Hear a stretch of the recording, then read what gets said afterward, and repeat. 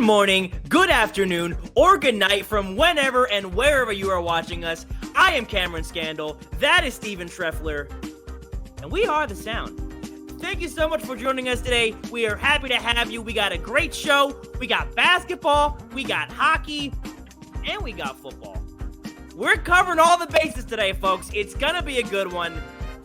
I hope you're ready to enjoy. Without further ado, we're going to get right to it. Get right into the show. We're doing something we haven't done for a long time, and we're doing a little bit out of order, but nonetheless, it's time for today's top 5. Starting off the show nice and strong. In case it's been a while, so in case you forget what today's top 5 is, today's top 5 is when Steve and I rank different things, obviously from 1 to 5 in sports context. We've done Chris Paul landing spots before he was traded to Washington and then to Golden State, and today, we are going to do the top 5 quarterbacks in the NFL. This is a list that I think we can say with confidence where it's like if you don't have these people in your list, It's incorrect. I think even the order. If it's not in this order, it's just blatantly incorrect.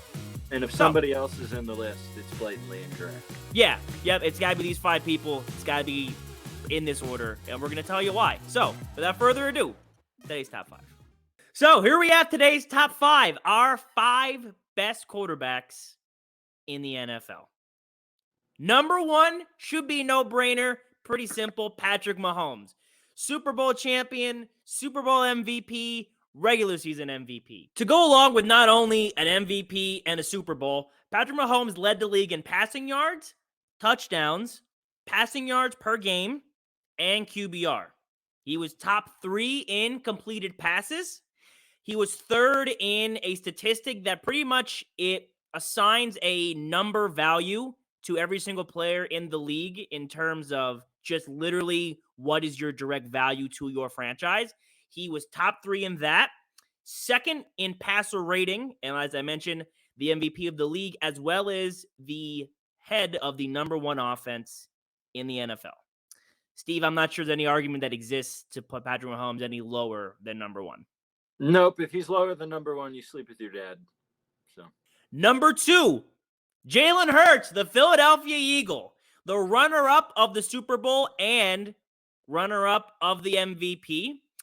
3,700 yards for the season, 22-6 for his touchdown interception ratio. He had 102 passer rating, as well as having the second best offense in the NFL, leading the Philadelphia Eagles. He is tied for number 1 in that approximate value statistic that I mentioned for Mahomes. 10th in passing yards, 3rd in passing yards per game. Jalen Hurts is probably the most lethal dual threat quarterback, meaning he can throw and run. His arm is only getting better as this past season went on. I have very high hopes for for Hurts this coming season. Again, I don't think there's really any doubt or argument for having these 2 guys at the 1 and 2 spot. Number 3 on our list, Joey B, Joe Burr, Joe Shiesty. So, just under 4,500 yards or 4,500 yards per game, 60-35 for his touchdown and interception ratio, 280 yards per game, and just 1 tick behind Jalen Hurts for passer rating. He sits at 101. He is top 10 in approximate value. He is top 5 in completed passes, passing attempts, and passing yards, as well as tied for 2nd in total passing touchdowns this season. He finished top 5 in the MVP voting as well and had a top 10 offense in the league. A lot of people having the Bengals in the upcoming Super Bowl this year. Steve, a few shows ago, had predicted the Eagles and Bengals in the Super Bowl, with the Eagles taking that victory. But still, he is the main reason that team has had so much success in recent memories. I mean, already has a Super Bowl appearance, now a loss nonetheless, but still very impressive. Joe Burrow, I can't think the last time a young quarterback has had this level of expectations and also to match this level of success. Very promising future, got a great career ahead of him. We got Joe Burrow at number 3. I'll say this much about Joe Burrow. I think Joe Burrow has a chance to be a top 10 all-time quarterback by the time his career is over. The trajectory is heading that direction. I like that. He's proven a lot of things. I like Joe Burrow at 3, and I don't think you can have him lower than 3. Number 4, we have Josh Allen of the Buffalo Boo. Bills.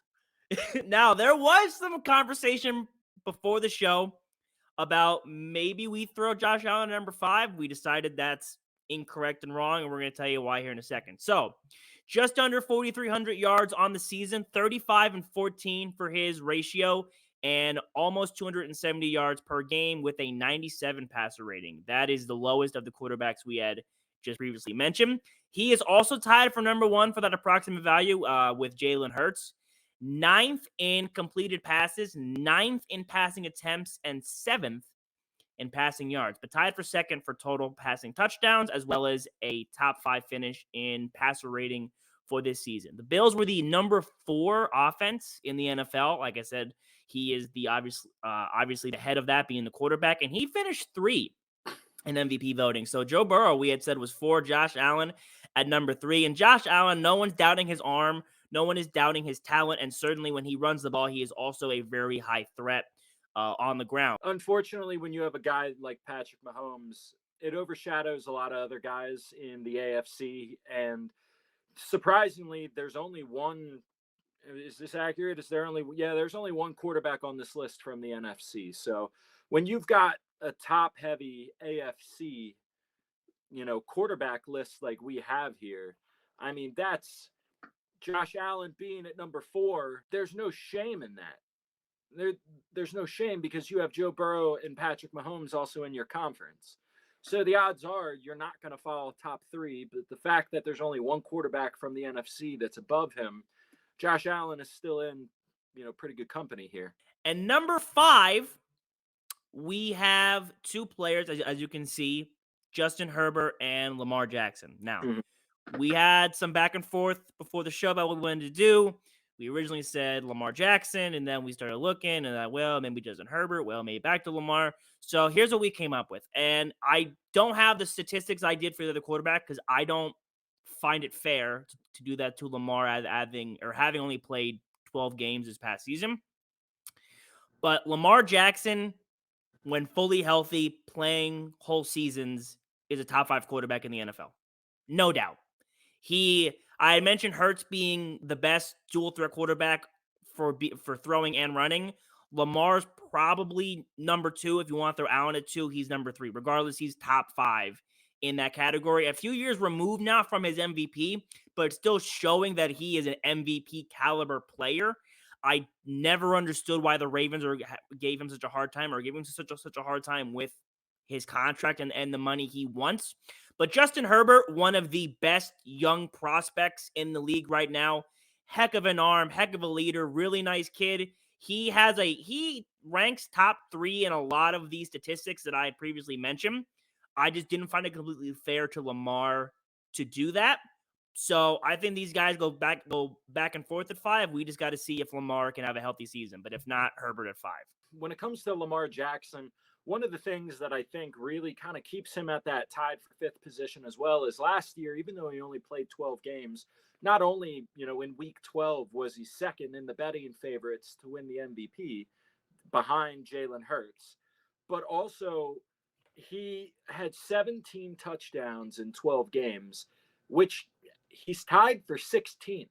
Well, there's 32 teams in the NFL, so that means that there are 16 other quarterbacks that started that he had more touchdowns than, and he only played 12 games. He had 3 250-yard passing, 100-yard rushing games last season before he got hurt. The Ravens were well on their way to being, maybe a playoff run favorite at that point. But Justin Herbert, another one of those young gun QBs, probably less than 4 years, 5. Yeah, I think this was his 3rd year in the league this last year.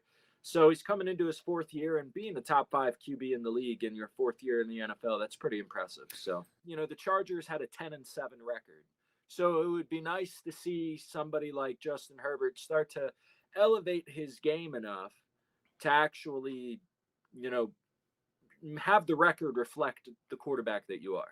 Yeah, there you go. So those guys fitting at 5 is nice, and like we said, however you want to look at it, one of those 2 people should be in your number 5 spot. But for today's top 5, as we just mentioned, Patrick Mahomes at number 1, Jalen Hurts at number 2, Joe Burrow at number 3, Josh Allen at number 4, and either Justin Herbert or Lamar Jackson at our number 5 spot. Today's top 5. Moving on to our next topic of the day, our next subject, a brand new segment. We're very excited to present it. A graphic will be coming soon, but it is the first edition of Steve on Ice, his very own NHL hockey segment, all on his own.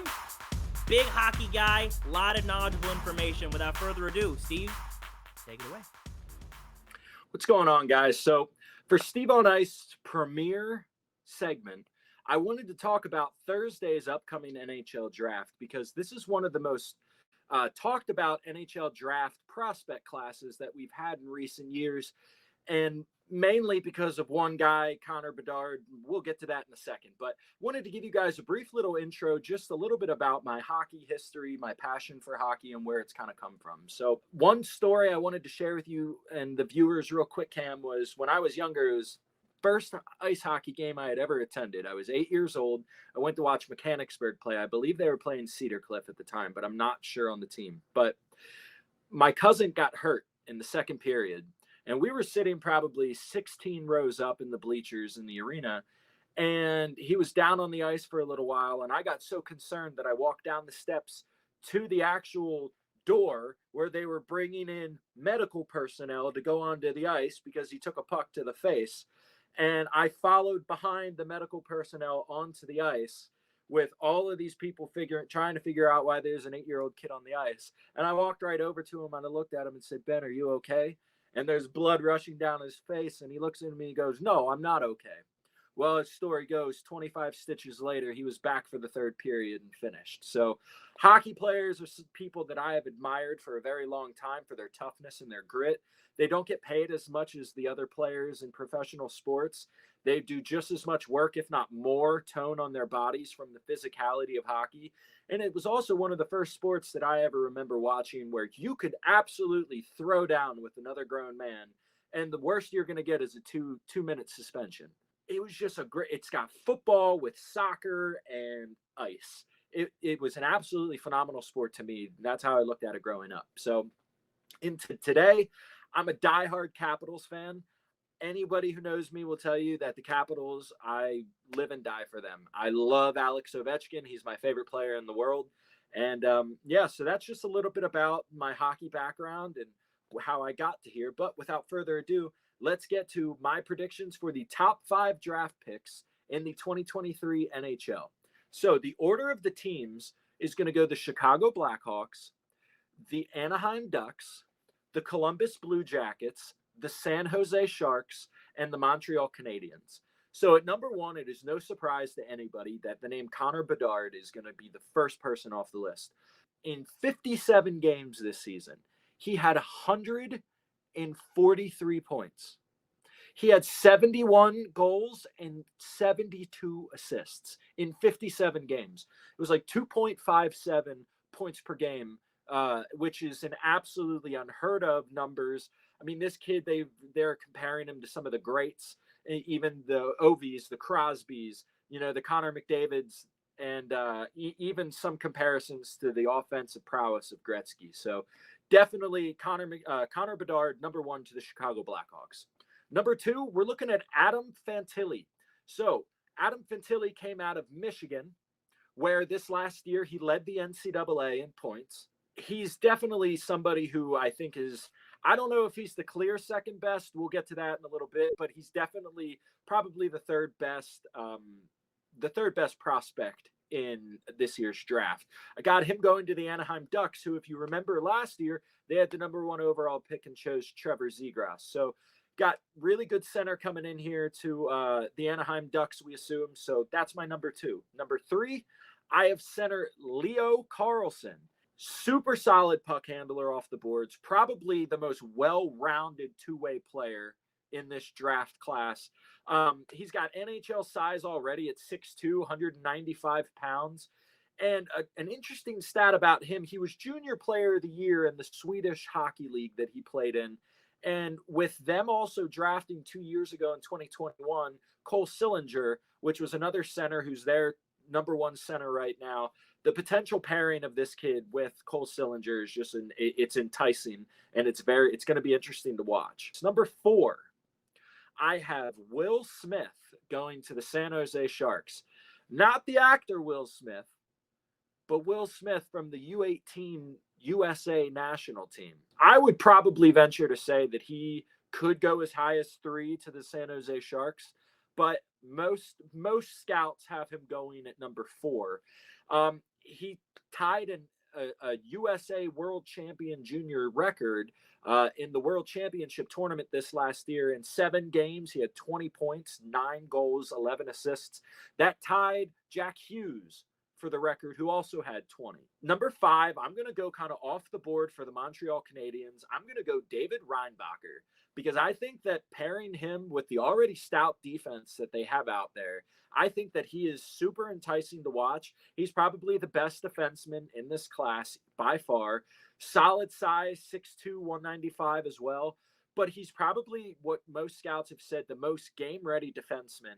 Very, very quick, good and quick puck handling, and he's an absolute lethal weapon in power play for Switzerland's top league last year. So once again, to run through my top 5 for you, I got Connor Bedard going off the list, number 1 to the Chicago Blackhawks. I got Adam Fantilli going number 2 off the board to the Anaheim Ducks. I got Leo Carlsson going off the board, number 3 to the Columbus Blue Jackets. I got Will Smith going off the board at number 4 to the San Jose Sharks. And I got David Reinbacher going off the board at number 5 to the Montreal Canadiens. And P.S., a little betting tip for you here. If you guys want to throw another name into the top 5, I would pay very close attention to Matvei Michkov, who is probably the second best overall prospect in this draft.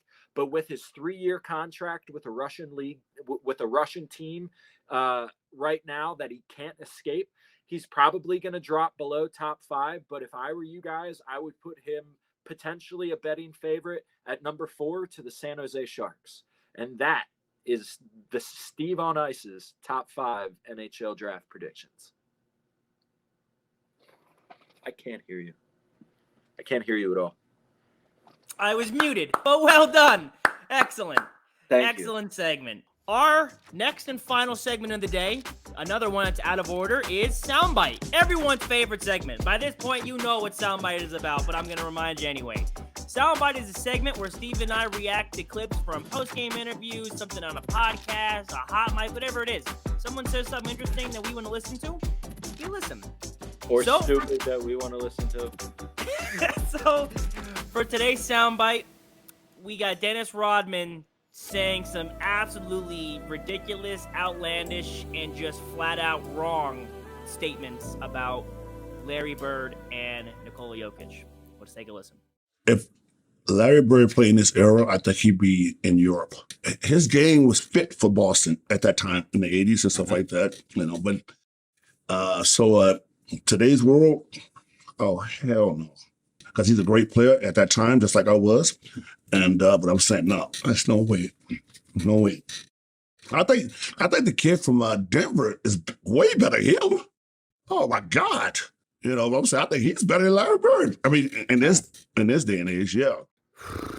So there you have it. There is Dennis Rodman saying, I don't even know the word I want to use. Yeah, sure, go ahead. What do you got, Steve? Cam. Yeah. Our listeners need to hear why Dennis Rodman is wrong. Because before we did this, we knew Dennis Rodman made some comments about Larry Bird. We did. So we wanted to make sure that we had our statistics at hand to make sure that Dennis Rodman was really as wrong as we thought he was before we listened to this. Yeah. Please inform the public as to why Dennis Rodman is not only wrong, but disrespectful. I would love to. So Larry Bird played 13 years in the National Basketball Association. He won 3 titles and 3 straight MVPs, only one of 3 players to do so. He also has 2 finals MVPs to go with his rings. He is a 12-time All-Star, all of them straight from 80 to 92. He has 9 All-NBA first teams from 80 to 88, all consecutive. Made All-NBA first team his rookie season, along with 1 second team finish in 1990. He has 9 top 3 MVP finishes, all of them consecutive as well, from 80 to 88. If you want to say Michael Jordan is the greatest player ever, fine. Dennis Rodman says that. He says that. So if you're Dennis Rodman and you believe that, fine. Larry Bird, all-time playoff and regular season against Michael Jordan. They play each other 34 times, and Larry Bird is 23-11. He is undefeated against Michael Jordan in the postseason. Larry Bird, by the way. Larry Bird is also undoubtedly a top 10 player all time. You want to say he's top 7 undoubtedly all time at the least. Dennis Rodman goes on to say, well, he didn't have a game. Did you know that Larry Bird is, before LeBron being regarded as the greatest, like, all-around player, passing, rebounding, Larry Bird was that guy. Larry Bird's one of the greatest passing forwards to ever play the game of basketball. Like, he also said that Larry Bird couldn't shoot, was not a three-point shooter, and Jokic is and has his whole game. As if Larry Bird doesn't have 3 three-point contest titles. There is no argument saying that Jokic is better than Bird. There is no argument saying that Larry Bird could not play in today's NBA. Dennis Rodman is just a straight-up moron. Not only is he dumb, but he's just, like, blatantly wrong. In that 6-0 in the finals, in the playoffs, which, by the way, back then, they used to do best of 5 in the first round. Now everything is best of 7. So if Larry Bird was 6-0 versus Michael Jordan, how many series is that? Well, if all you need is 3 wins, well, 2 series, 2 sweeps, 2 years in a row. Larry Bird averaged 27 points, 9 rebounds, and 8 assists. You might not like Larry Bird. There might be something personal between them. They might not like each other, which could add to these comments. They were not rivals, but they did have a little beef when Rodman was on the Pistons. True. Nikola Jokic is top 45, top 40, maybe. Sure, yeah, maybe. Larry Bird is an undeniable top 10, top 7, whatever you want to put him, player. Mm-hmm. Larry Bird went to how many finals? Probably, I think it was like 6. I think he won 3 or something like that. Regardless. It's like 5 or 6, yeah. For 9 straight years, Larry Bird was a top 5 player in the league. For 6 straight years, because let's be clear, Larry Bird won 3 straight MVPs, but you want to know what he did the 3 years prior to that? What's that? He placed second. So that means for 6 consecutive seasons, Larry Bird was either the best or the second best player in the NBA. But yet he would end up in Europe? There are things in sports where you just have to say, yeah, that's a fact. Like, not all things in sports are opinions, however you look at it. Saying that Larry Bird, or saying that Jokic is better than Larry Bird, or saying that Larry Bird would play in Europe in today's NBA, it's just one of those things where it's like, that's incorrect. I just don't. Dennis Rodman, you're wrong. Go back to North Korea. And he will have heard. Everyone hears the sound. He knows what's coming. He knows what's coming. No more Larry disrespect. And that's going to do it for us today. Had a great show, a lot of diversity, covered a lot of different things. This went great. I thought it was awesome. Steve's first segment for Steve on Ice went absolutely beautiful. Thank you. Good soundbite, good top 5. Hope you all liked it. If you enjoyed this video or others, make sure you like, comment, and subscribe to The Sound. Follow us at @thesound_YT on Instagram. And always remember, even you, Dennis Rodman, always remember. You especially. If you are ever in need of intelligent and cogent sports analysis, just listen to The Sound. We will always have you covered. Thanks for joining us today, guys. Love you to have you. Stay safe, and we will see you next time. Take care. Listen to the sound. I listen to the sound.